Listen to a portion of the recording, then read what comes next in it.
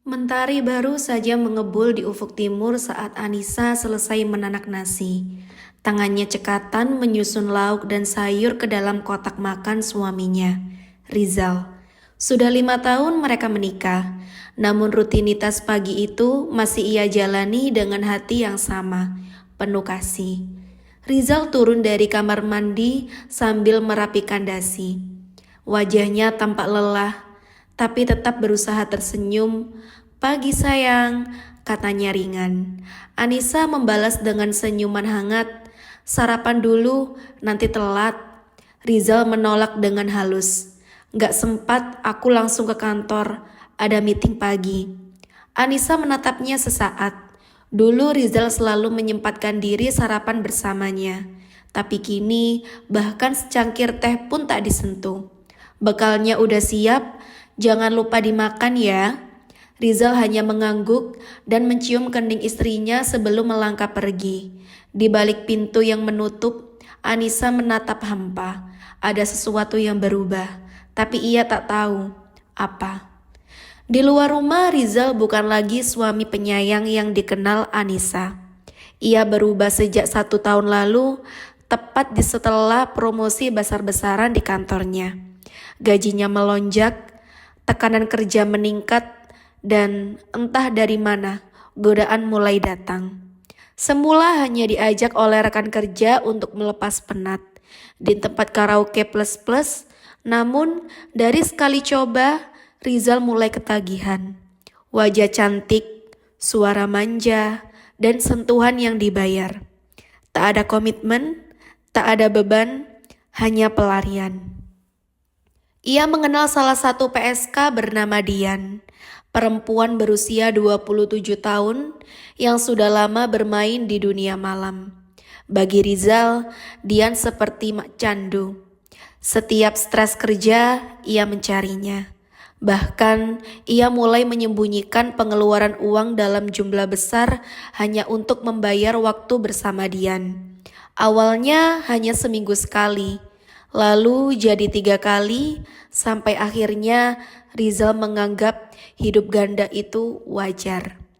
Suatu malam saat Rizal pulang lebih larut dari biasanya, Anissa mencium aroma berbeda dari tubuh suaminya. Bukan bau parfum khas pria, tapi wanita bunga manis yang lembut. Terlalu lembut untuk ukuran ruang kantor. "Parfum baru, Mas?" tanya Anissa sambil menatapnya. Rizal gugup sesaat, lalu cepat menjawab, "Iya, dari teman kantor." Sempat menyemprot ke semua orang. "Bikin pusing ya?" Anissa hanya tersenyum, tapi hatinya menyimpan tanda tanya. Beberapa minggu setelahnya, ia mulai mencium parfum yang sama. Kali ini menempel di kerah baju Rizal. Bercampur dengan bekas lipstik samar, Anissa memejamkan mata saat mencucinya. Hatinya mulai retak perlahan. Anissa bukan wanita bodoh. Ia tak serta-merta menuduh tanpa bukti. Tapi firasatnya makin kuat. Ia mulai diam-diam mengecek rekening bersama mereka, yang selama ini digunakan untuk kebutuhan rumah tangga.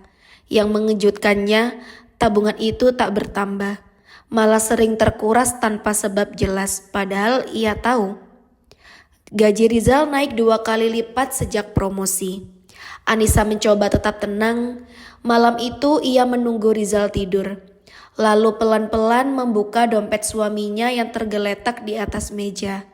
Di dalamnya ada kartu ATM lain, bukan dari bank yang biasa mereka pakai. Dengan tekad bulat, Anissa mencatat nomor rekening itu. Esoknya, saat Rizal pergi kerja, Anissa mendatangi kantor cabang bank itu. Ia berpura-pura sebagai istri yang ingin membantu pengurusan pajak. Dan dengan sedikit bujuk rayu, ia berhasil mendapatkan rincian mutasi 3 bulan terakhir. Tangannya gemetar saat membaca.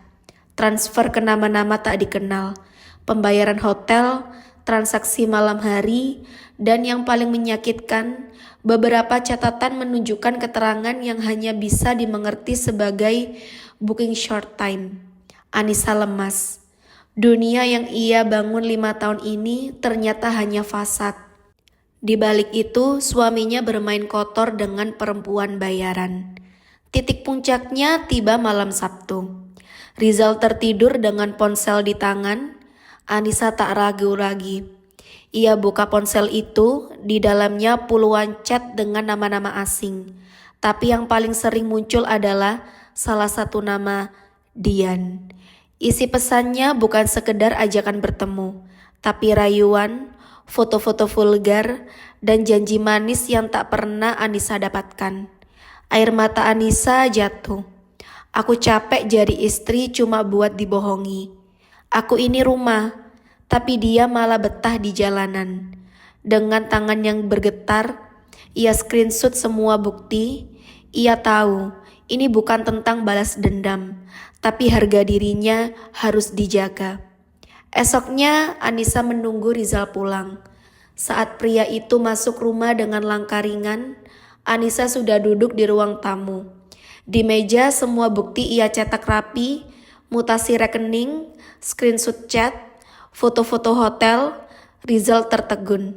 Wajahnya memucat, bibirnya gemetar, tak bisa berkata-kata. Anissa hanya bicara satu kalimat, tapi suaranya seperti guntur di kepala Rizal. Ternyata kamu lebih memilih perempuan yang dibayar daripada istri yang ikhlas memberimu segalanya. Rizal berusaha membela diri. Katanya itu hanya pelarian. Katanya Dian bukan apa-apa. Katanya dia masih sayang Anissa. Tapi semua sudah terlambat. Anissa tak butuh kata-kata. Ia butuh suami yang tahu diri. Bukan lelaki yang menjual kesetiaan. Beberapa minggu setelah konfrontasi itu, Anissa memutuskan pulang ke rumah orang tuanya. Ia butuh waktu menjernihkan hatinya. Meskipun cinta kepada Rizal belum sepenuhnya padam, tapi luka kepercayaan tak bisa disembuhkan dengan kata-kata maaf. Sementara itu, Rizal kembali ke rutinitas kotornya. Walau merasa bersalah, ia justru semakin terjebak dalam pelarian. Ia menganggap kepergian Anissa sebagai waktu luang yang bisa ia manfaatkan untuk melampiaskan. Malam itu Rizal kembali bertemu dengan Dian. Mereka menginap di hotel murah di pinggir kota, tempat yang remang, sunyi, dan menyimpan banyak cerita kelam. Rizal tak peduli, asalkan bisa mendapatkan apa yang diinginkan, ia tutup mata pada semuanya. Namun takdir berkata lain. Tengah malam, usai bercumbu dengan Dian, Rizal merasa dadanya sesak. Nafasnya berat, keringat dingin membasahi tubuhnya.